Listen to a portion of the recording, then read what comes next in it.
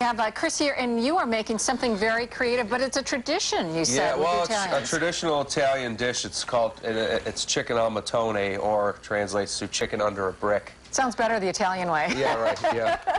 Okay, so you're actually taking a brick. Yeah, actually we take a brick and we wrap it in foil like this. You know, go take one out of your garden or whatever. Okay. You wrap it in foil, and then you use this to weigh down the chicken. And it crisps up the skin. It actually cuts a little time off the cooking time. So. Well, the smell in here is amazing because we've got one cooking in the chicken. But you're going to tell us how. Let's give folks an ingredients list and what they need to get ready. Well, basically for the marinade, what we start with is some olive oil and red wine vinegar, some capers. Big capers. Yeah, is there a difference between the big and the little? Just how intense they are. I mean, we're going to chop them up anyway, so at this point it really doesn't. Either one will be fine. Some oregano, a little garlic powder and onion powder. And I actually like to use fresh garlic in here too, because it just makes it really nice and garlicky. And a little red pepper flake. And then some salt and pepper. And salt and pepper, yeah. All these things go into the marinade, and it's best to do it overnight usually. So, to put the marinade together. Yeah. And do you actually marinate the chicken, do you think, overnight too? Yes. You would make the marinade, pour it over the chicken, let it sit overnight, or you know, as little as maybe 4 to 6 hours. And what you take is a roasting chicken. Right. You just buy one of those. Buy a whole chicken, and what we do is we just snip up the backbone and just take the bone out, and it opens up, butterflies it. That way you get more surface area for when you're grilling it or doing it here in the grill pan. How many will this serve? This will serve probably, if you have another side dish or a couple other things, this will serve, you know, maybe 3 people, 4 people. Okay, and how long does it take? From start to finish, I mean, if after you pull it out of the marinade, you're only looking at about 45 minutes because of the brick. And it smells fantastic. Yeah. All right, we're going to start putting the marinade together in our next segment of cooking, but we certainly are. It's chicken in a brick. How do you say it in Italian again? Chicken al mattone. It's chicken al mattone. Polo al mattone. Okay, so what we actually are doing, we're going to be cooking this whole chicken that you split up the middle. Yeah. Under a brick. Yes. The brick that is covered in foil in case it's from the garden. There. So what you're making the marinade. Yeah, now. what we're going to do, and you don't have to be really precise about this if you want to. Obviously, the recipe. Olive oil. A little extra virgin olive oil, a little red wine vinegar, and a lot of these things are going to double up as our ingredients in our next dish. So which is nice. And the red wine vinegar. What if you don't have that? Can you do any kind of vinegar? Any vinegar, lemon juice, balsamic vinegar, white wine vinegar, anything like that. Okay. You could switch it up, whatever you have in your cupboards. A little dry oregano. You could use fresh, obviously. I have some chopped garlic and chopped capers right here, which is really nice. I'm using fresh garlic and the garlic powder in here because I think the powders, they stick to the chicken better when you're cooking it. I was going to ask you that. Why the powder? It just intensifies it, and it holds really well when you're grilling it. So I have the fresh garlic and the capers, little garlic powder, little onion powder, salt and pepper. What would happen if you didn't add salt?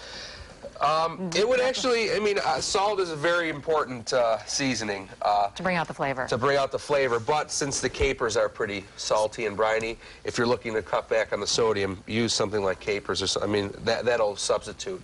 But basically, that's it. And what you want to do is let this sit overnight, which is best. Just stick it and cover it up with foil or something? Cover it up, put it in something with high sides so it doesn't leak all in your refrigerator, and you're good to go. And this will work well on any poultry or any. I mean, this is a great marinade for fish too. And look how quick it is. It was 2 minutes. Now we're done with our 2 minutes. In our next segment, we're going to put it all together. Yeah, I'll show you how to start it in the grill pan, or as we were discussing earlier. I mean, outdoors is best for. I mean, this is the season for that. So. Excellent. I can't wait to do that. Absolutely. Take the brick and put it on top of the chicken.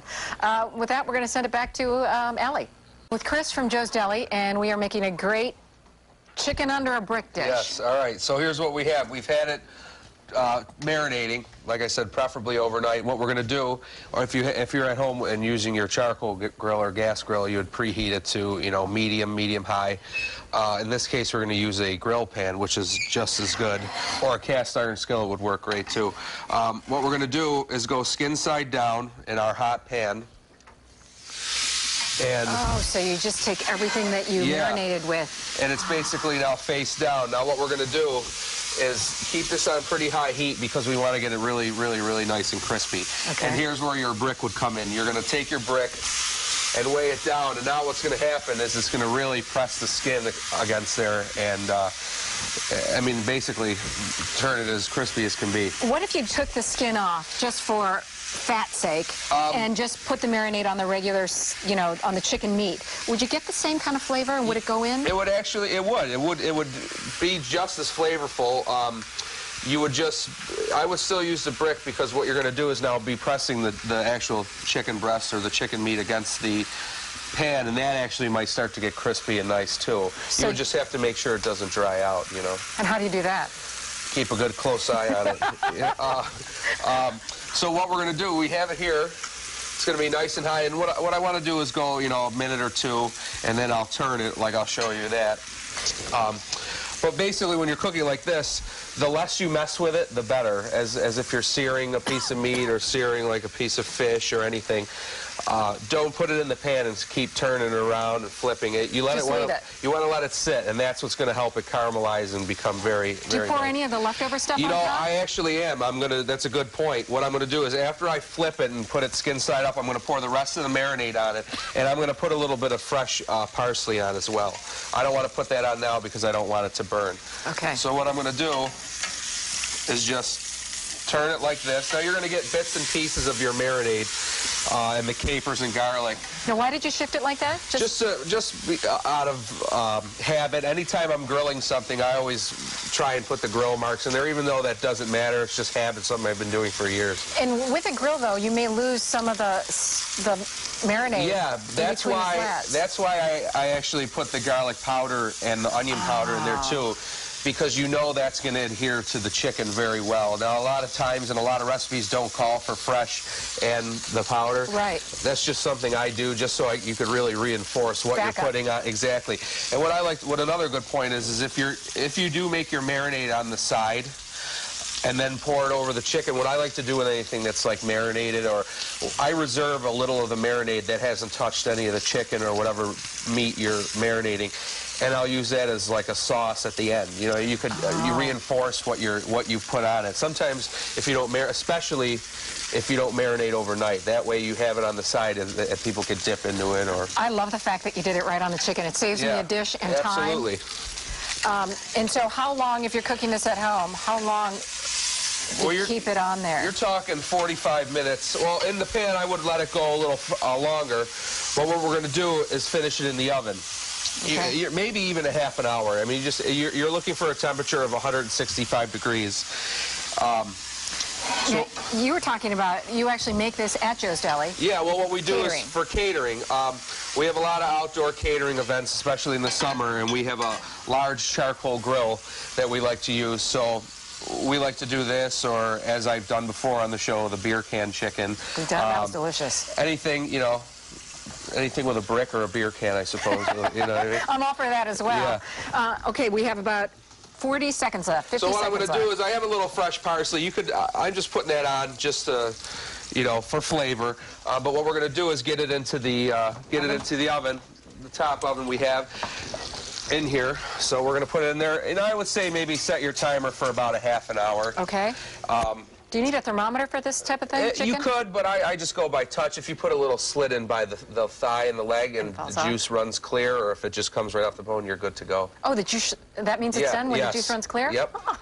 Okay, so, and then what does it look like when it's done? Right here, this is exactly what it looks like right here. I have another one. If you guys could smell what it smells like here in the studio. Here's the brick that's been on the whole way. The brick is very hot now, but that's exactly what you're looking for with the chicken under the brick. Nice, crisp skin. That is amazing. Cuts the cooking time down a little bit. And what would you recommend serving this with? Actually, what we're doing next, our panzanella salad, which is a bread salad, or any grilled vegetables would be nice. It's a nice, healthy... Excellent tease for our second helping. Yeah, right. All right. Thank you. Chris, thanks so much. Right on. We're going to go back to Allie. All right, Chef Chris from Joe's Deli, we are making either something to go along with this delicious chicken under a brick or the next meal. Yes, it's called panzanella salad. It's a Tuscan bread salad. Traditionally, it's made with stale bread and tomatoes, but in this case, what I like to do just to build some more flavor in there is I use grilled bread, or what garlic bruschetta. It's basically grilled bread, which I grilled in the pan before, and then it's rubbed with garlic like this. And this is a just raw garlic? Yeah, raw garlic, and this is what you would refer to as garlic bruschetta. This is what I like to use in my panzanella. What we do is just rip up the bread I have some nice tomatoes in there, some red onion, and what we're going to do is use a little of our ingredients that we used in the marinade. A little extra virgin olive oil. As you can see, it's nice and garlicky. Yeah. A little extra virgin olive oil, red wine vinegar, and what you would do is make this, and traditionally, like I said, it's made with stale bread. The oil and vinegar, seeps in. I have some nice fresh basil. Actually, beautiful. Joe, we got this from Joe's house. Okay, we've got about 50 minutes. I want you to tell us about your event. Well, we have, we're actually doing we're catering the 5K run for Roswell and Tops. That's August 27th. And what we're going to be doing is we're catering that whole event. It's a great thing for the family to sign up for. You could walk or run. Like I said, that's Saturday, August 27th. And how do you sign up for it? Actually, you could do it online, and I have the website over here. It's teamcurechallenge.com. teamcurechallenge.com. And what we're going to be doing is catering the event afterwards. We're going to have a nice time there. We're going to be doing a lot of our grilled chicken and stuff and other things on our large charcoal grill. What we're going to do is toss this together, season it with salt and pepper. They're wrapping me. Look at that. Just show the bowl, man. That is beautiful. Right there, yeah. I mean, right next to the chicken. What you could do is then tear this chicken up, then leftovers, mix it right in there. You have a great salad for dinner the next day. You're the easiest chef and the most delicious things. Love it. Great ideas. Thanks so much, Chef Chris from Joe's Deli. My pleasure. Allie, back to you.